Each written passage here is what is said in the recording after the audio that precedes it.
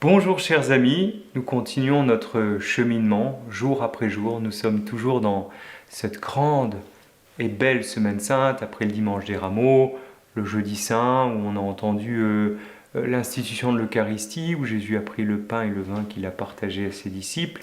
Ceci est mon corps, ceci est mon sang. Puis il y a eu cette grande nuit. Et au cours donc de cette nuit, alors tu vois, le texte bien sûr toujours de référence se trouve dans la Bible, dans la parole de Dieu. Le vendredi saint, d'ailleurs, on écoute la Passion dans l'évangile de Jean, au chapitre 18. Donc c'est au cours de cette nuit, tu vois, une fois qu'ils sont sortis de ce repas, qu'ils arrivent dans ce jardin, dans ce lieu de Gethsémani, que les gardes vont arriver pour arrêter Jésus. Et il va dire d'ailleurs, qui cherchez-vous? Et ils vont dire, Jésus le Nazaréen, il va dire, c'est moi. Et tu sais, c'est le moment où Judas aussi va trahir Jésus, puisque c'est Judas qui amène les chefs des prêtres et tout le groupe qui vient arrêter Jésus. Eh bien, c'est lui qui a trahi Jésus et qui l'amène jusqu'à lui. Et puis, il va aller jusque devant au palais du grand prêtre Anne. C'est là qu'il va être conduit pour être interrogé. Et il va se passer quelque chose d'important là aussi, tu vois, c'est pour ça que je te parlais de Judas. Tu as aussi la figure de Simon. Pierre, il avait dit à Jésus, j'irai jusqu'au bout avec toi, j'irai jusqu'à la mort. Et pendant que Jésus est interrogé, il fait froid, il y a un feu. Et Pierre a suivi Jésus et il se chauffe. Et là, il y a une femme qui va reprendre Jésus en disant, n'es-tu pas toi aussi l'un de ses disciples ? Pierre va dire, ah non, moi je ne connais pas cet homme. Tu vois, il est pris par la peur. Et il dit, non, moi je ne le connais pas. Une deuxième fois, cette femme va lui demander, et puis jusqu'à la troisième fois. Et Jésus lui avait dit avant, tu verras Pierre, quand le coq chantera, tu m'auras renié 3 fois. Par 3 fois, tu vois, Pierre, il ne va pas avoir le courage. Il ne va pas avoir le courage de dire qu'il connaît Jésus, il va avoir peur. Et c'est vrai aussi pour nous, parfois comme chrétiens, d'oser dire, est-ce que toi tu crois en Jésus? Avoir le courage de pouvoir le suivre, de l'aimer, c'est pas facile. Et tu vois, Pierre, il va se rendre compte qu'il a commis un péché, qu'il a commis quelque chose de grave, et il va se mettre à pleurer. Et quelques versets après, dans un autre chapitre de l'évangile de Jean, eh bien, juste après la résurrection, chapitre 21, tu entends justement Jésus qui va par 3 fois dire à Pierre, Pierre, m'aimes-tu? Comme en écho de ces 3 fois où Jésus a dit à Pierre qu'il ne le connaissait pas. Jésus va être conduit devant Pilate. Pilate est très embêté, parce que lui, ce qu'il veut, c'est un gouverneur romain, il veut la paix, et il sent bien qu'il n'y a pas de motif valable pour que Jésus soit mis à mort. Et il va y avoir tout un grand dialogue entre Jésus et Pilate, où Jésus va lui redire qu'il n'aurait aucun pouvoir s'il ne l'avait reçu d'en haut. Et Jésus va dire que son royaume, justement, n'est pas de ce monde. Et comme Pilate est très embêté, il envoie Jésus pour le faire flageller, pour le faire fouetter. Voilà, et puis il le ramène, et il est toujours aussi embêté finalement, ce Pilate, et parce que la foule crie « Crucifie-le, mets-le à mort !» Et Pilate, il ne voit pas vraiment de motif, de raison pour lesquelles on pourrait condamner Jésus à mort.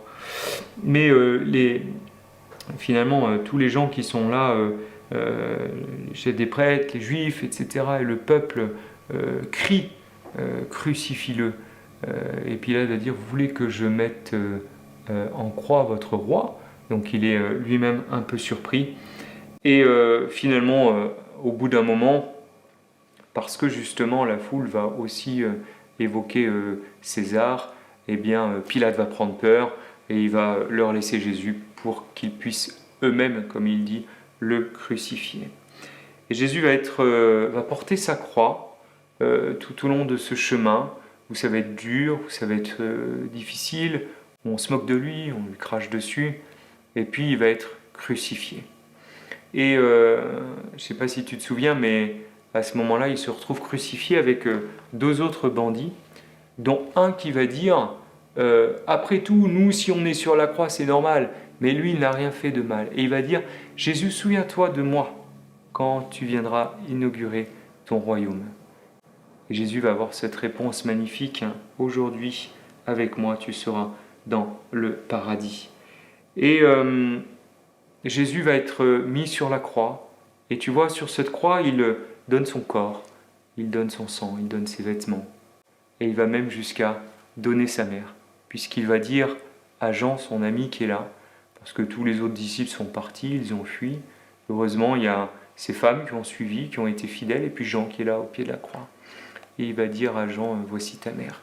Il nous donne même sa maman au pied de la croix. Il donne tout. Il va jusqu'au bout de l'amour. Et comprends bien que à ce moment-là, en relisant ce texte, puisque on t'invitera à cela, et puis dans une autre petite vidéo aussi qu'on te propose, tu trouveras aussi un chemin de croix, tu verras, qui est très beau, que tu pourras voir avec tes parents, que tu pourras regarder. Moi, je t'invite vraiment à le faire à 15h, parce que c'est le moment le plus important, puisque c'est à ce moment-là que Jésus remet l'esprit. Il remet son dernier souffle, qu'il meurt sur la croix.